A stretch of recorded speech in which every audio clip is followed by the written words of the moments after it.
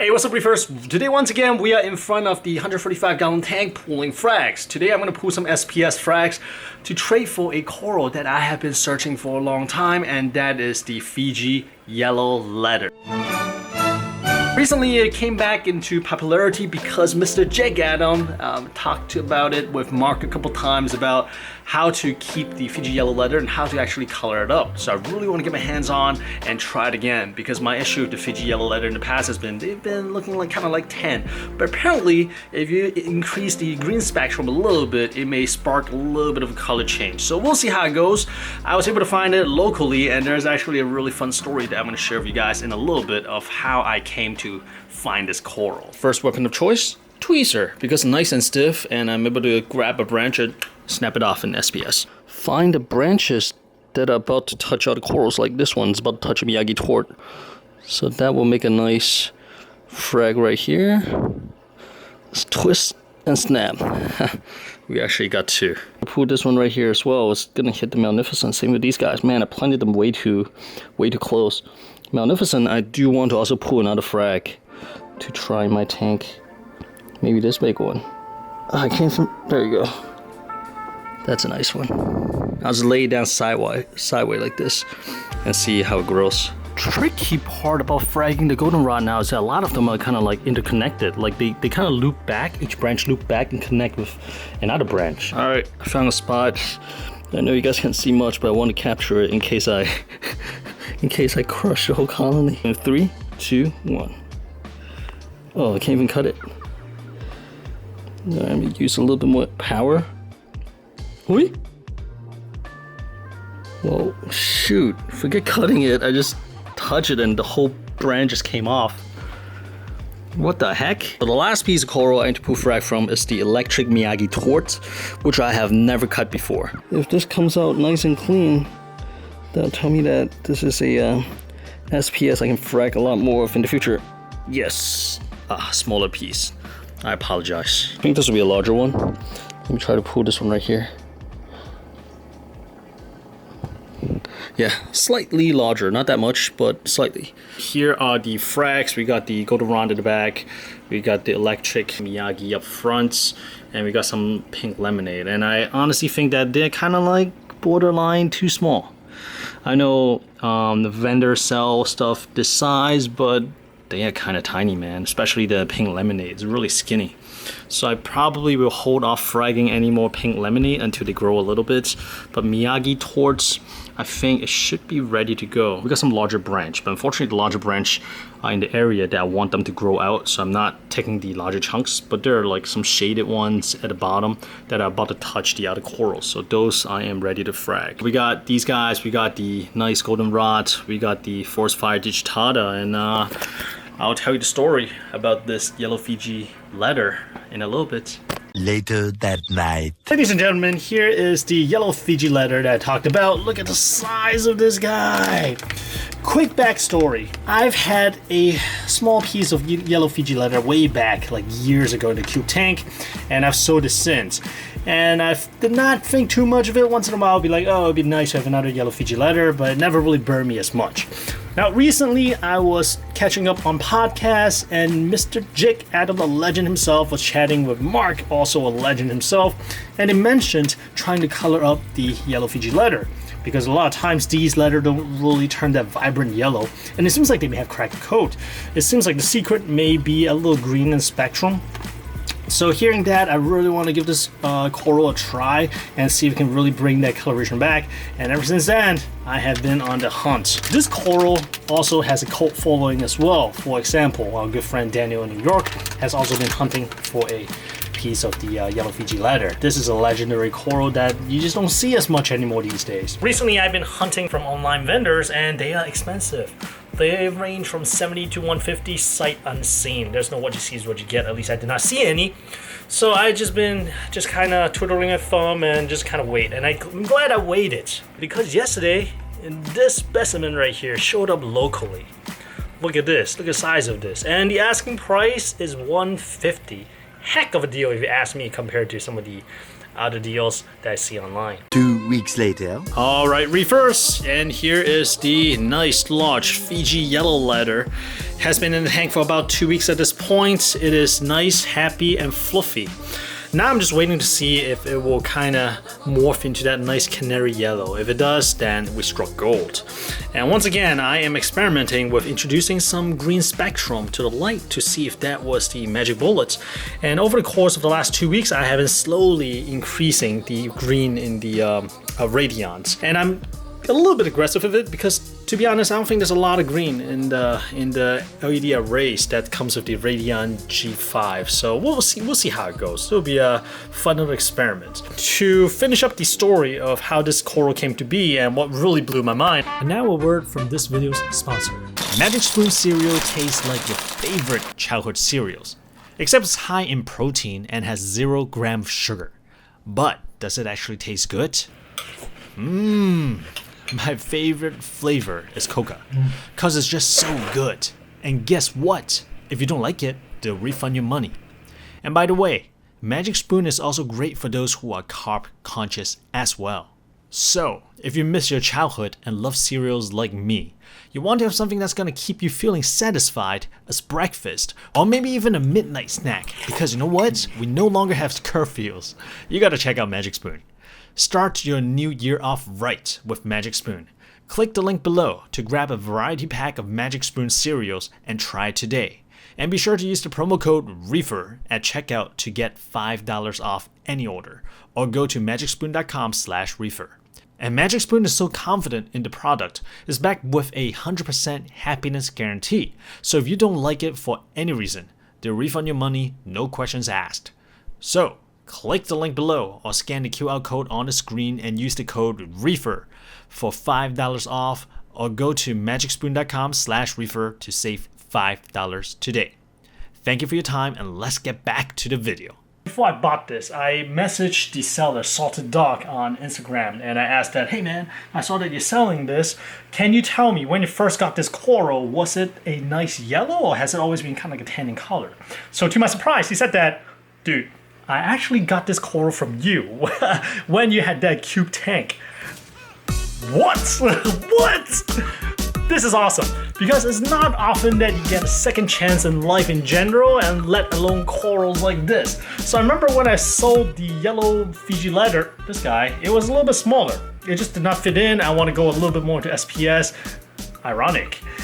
So I decided to sell it because I understand that, like I mentioned before, leather coral, especially a toadstool variety, sometimes they release stuff into the water. I did not want to deal with it back then. Actually, I did not even want to deal with that in this tank until I started looking a little bit more into yellow Fiji Leather.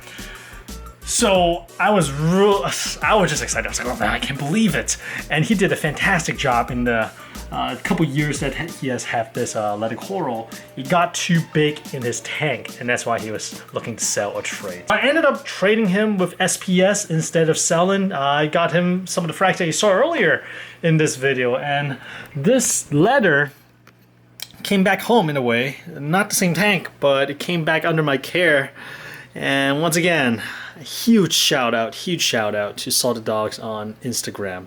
It's weird to call him by his screen name, but I'm not sure if he wants his real name to be known, so I just call him Salted Dogs. We will see if we can kind of bring this guy back to a yellow, canary yellow coloration. There are people saying that it's probably really tough without using metal halide or other kind of lights instead of LED, but I have seen cases where yellow Fiji Leather stays like a nice bright yellow in under LED light. So we'll see. It'll be a nice experiment, and I think even without the canary yellow, I still think it's a nice piece because of the interesting texture, especially at like I want to call this a full-size colony at this point. Especially if the full-size colony, you get the folding of the edges. That's really nice, and we'll see what develops. I'm really crossing my fingers that it's going to turn a nice yellow, but with the potential, and especially with the story, the funny story where I actually sold it many years ago and then ended up getting back into this tank, it's just fantastic. This is a really special piece to me. So once again, thank you, Salted Dog. Much appreciated. I hope to make you proud, and hopefully I can give you back a frag as well. 4 to 6 more days later. Right here on the floor, I have the BLS Media Reactor. I believe this is the deluxe version. There's also a more budget version as well. One of the big reasons I got it is because of this. I'm able to load the media here and then bring it over to the sump and just kind of install it that way. Versus some of the older media reactor I have. This container right here is the one that holds the media. There's no separate sleeve per se, a separate container. I was doing all the media reloading and stuff right next to the sump, which is kind of goofy. So I want to try out the ability to kind of like, you unscrew this, pull this out, and then just take it away, do your thing, and then bring it back. I feel like it'll be a lot simpler in terms of usability, but we'll see how it goes. This is also my first run-in with CJ Pump. I know they've been doing a lot of social media marketing work online. They seem to have a really good reputation online as well, so I'm really looking forward to see how this pump actually performs long-term in my tank. But anyways, without further ado, I forgot to explain. The reason I got this media reactor is that I want to run carbon more efficiently. Right now I'm running a small bag of carbon in the media cup where the water comes out. So whenever it gets clogged, I think water just kind of flow around. It's not too efficient. And with the addition of this yellow Fiji leather, I am a little bit more cautious about running carbon because, as you know, leather coral, especially the toadstool variety, has a reputation of potentially releasing chemicals into the tank that may inhibit the growth of SPS corals or even kill off some of the more sensitive ones. So I want to be careful. I want to run carbon. I want to make sure the carbon is actually effective, meaning that I'm actually pushing the water through the carbon versus with just a bag of carbon in the media cup. Maybe it'll get clogged up, the water flow around the carbon instead of through it. So I want to make sure the water goes through it, and that's why we're going for the media reactor. Man, that's all. I speak too much. I'm sorry. I'll try to be more concise. 4 to 6 weeks later. Hey, what's up, Reefers? It had been really rough, I'll say 2 weeks, for this tank behind me. Especially for the Garnipora, the chalice, as well as the forest fire digitata. The forest fire Montipora digitata is a head scratcher. As you can see, some of the Monty is RTNing up to a certain point. Thankfully, everything seems to have stopped, but I think it may all be somewhat connected. I will explain. The best example is probably right here. You see the tip of the forest fire digitata is stripped. So I have some speculations. The first speculation is that do I have the Montipora eating flatworms, and that's going to be a nightmare. So I dipped some of the frags I have. I looked really carefully under magnifiers and I found nothing. Even with the peroxide dip, nothing came out. So I kind of ruled out Montipora eating nudibranch. Thank goodness. The next possibility that crossed my mind is, could it have something to do with the big yellow Fiji leather that I added? As you know, I also added the carbon reactor just to counter the potential effect of chemical warfare from the leather. So yeah, well, it's hard to tell whether that's really the case. I don't know. It could also be the new light that I have not talked about yet, the AI blade I put on. I try my best to match the par and dial it back a little bit. Could it still be too strong for the forest fire Montipora digitata? I do not know. And finally, the last potential possibility is this right here, this guy. That's not a Garnipora. I know a lot of people call it a Garnipora, but thanks to Mr. Jake Adam, rest in peace, he is a legend in this hobby. He identified this as the Bernadopora. I hope I'm pronouncing it right, and that's guy right there. I know it looks like a Garnipora, but it is not, and it will actually sting Garnipora. How I know? Because the pink Gani that was over there, I actually swapped place. This used to be here, pink Gani used to be there, but the Gani on the side, let me see if I can show you guys, got absolutely destroyed.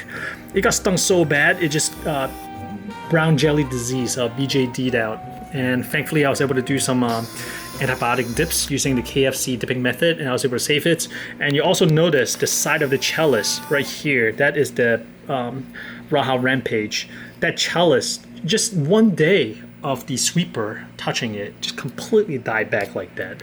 So I wonder, having corals die off in the tank, I feel like encourage bacteria growth, and maybe in some way they may potentially attack the Montipora digitata as well. Again, I am not sure, but what I'm happy about is that the RTN seems to have stopped. And again, I did not really do anything special.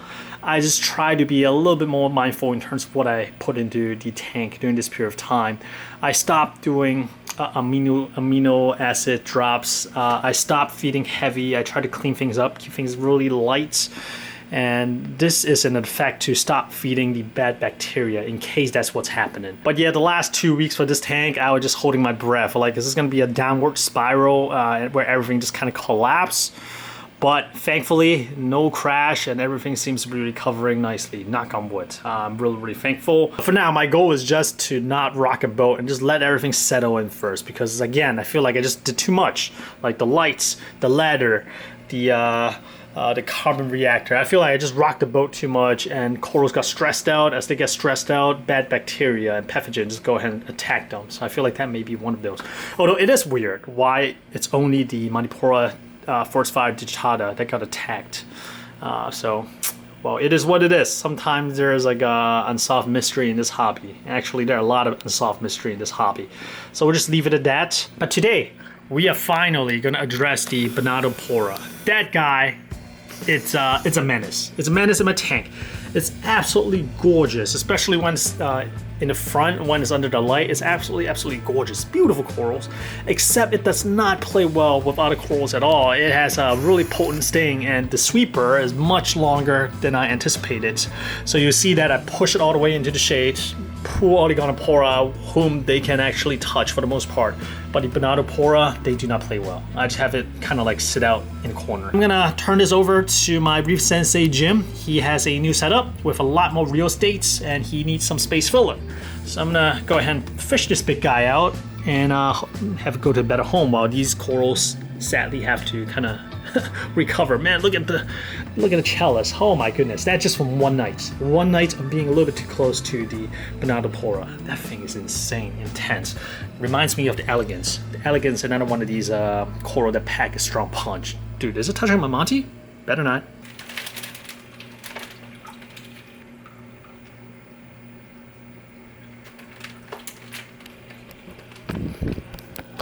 And here it is, the Bernadopora. This thing grew tremendously for me. I think I got it as a really tiny piece from TSA, maybe a year.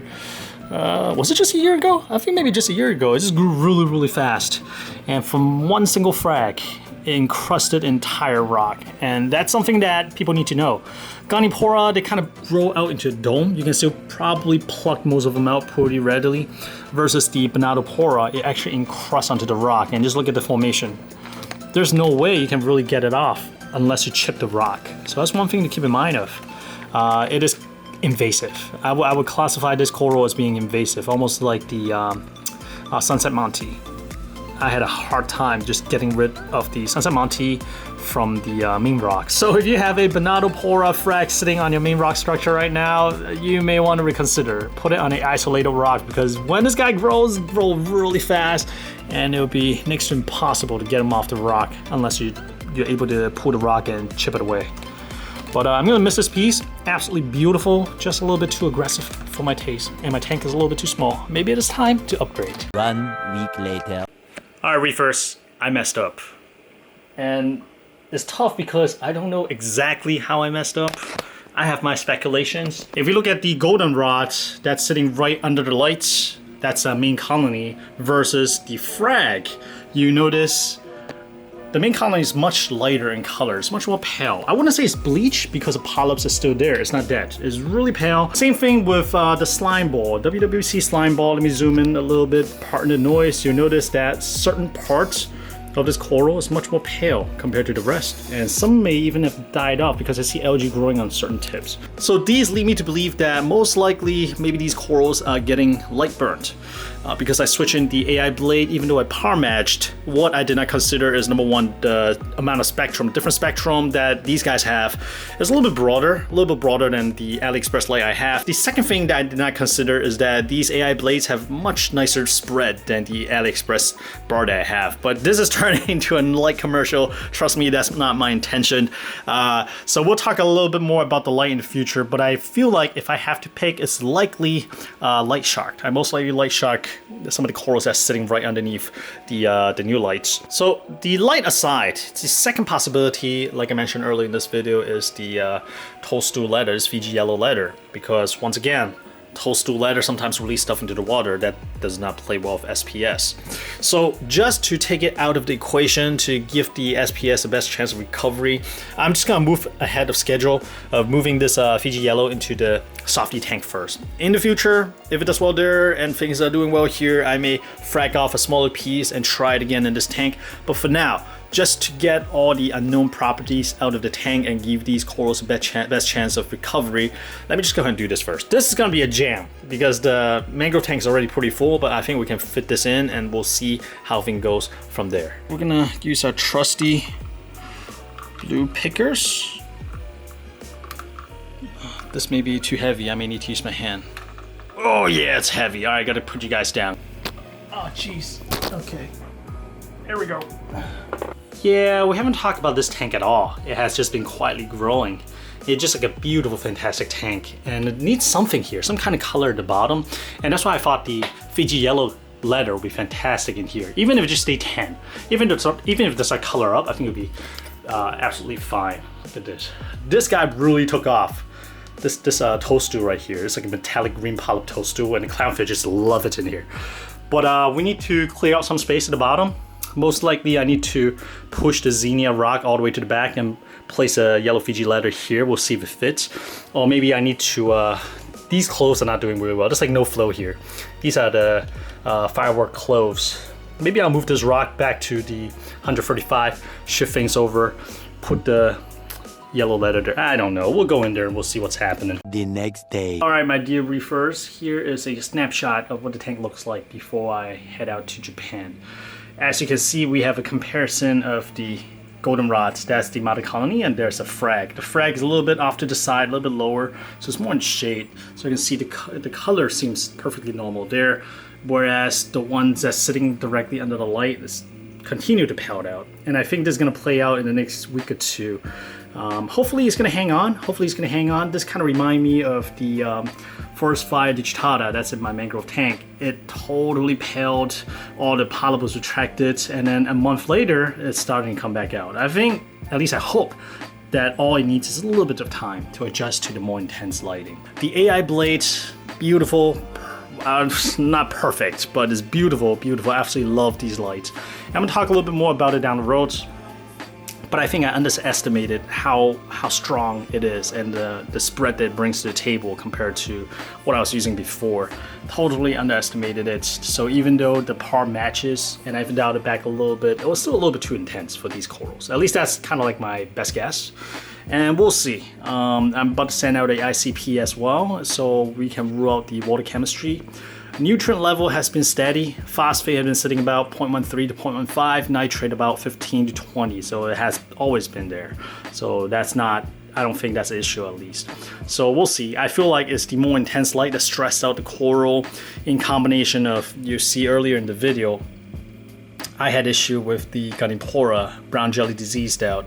I think they all kind of interplay with each other, like coral's already stressed and then you hit it with strong light that's not used to. At this point, I'm just gonna let it do its thing.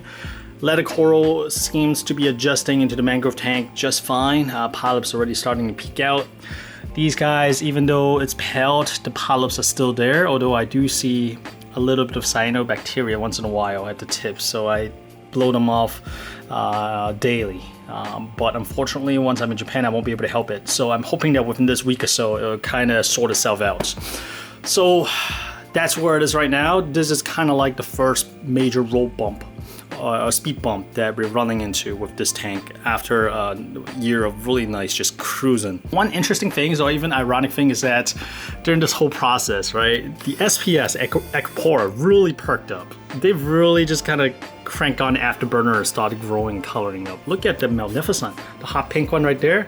Dude, I've never seen color that intense for the entire colony.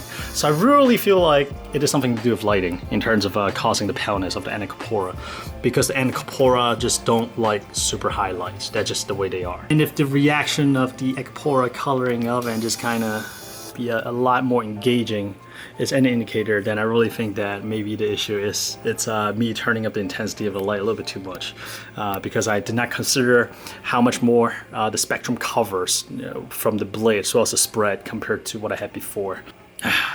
This is worse, right? Things like this happening before a trip. Good Lord. And it is such a avoidable mistake as well. Assuming that's what it is, I could have just light acclimate the corals or the whole tank a lot better than I did. I thought par matching and then stepping it down a little bit is sufficient, but I did not really consider the difference in spectrum and spread. Ugh. Anyways, I am still really looking forward to see how the yellow Fiji leather turns out in the mangrove tank. I do have some green channel running in there, and so I'm really hopeful. Believe it or not, the light intensity in my mangrove tank is actually stronger than what I'm running here. They are getting almost 300 par at the water surface, where right now this one is getting about 240 par at the water surface. It was getting about 300, but with the realization that I may be light shocking some of these corals, I bring it all the way back down to 240, 250 at the top of the rock work.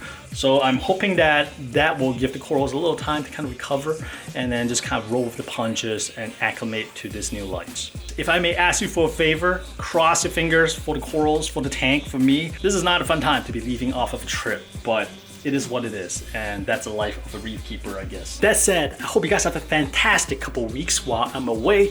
I can't wait to bring you some content from Japan. They got some amazing things going on. And by the time I come back, hopefully the corals will be fully recovered. Fingers crossed. Fingers crossed.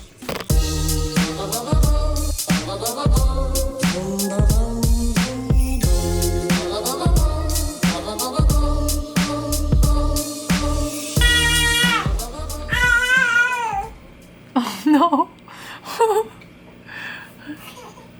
0% sugar. 0% sugar. I don't trust that. 0% sugar. I believe you.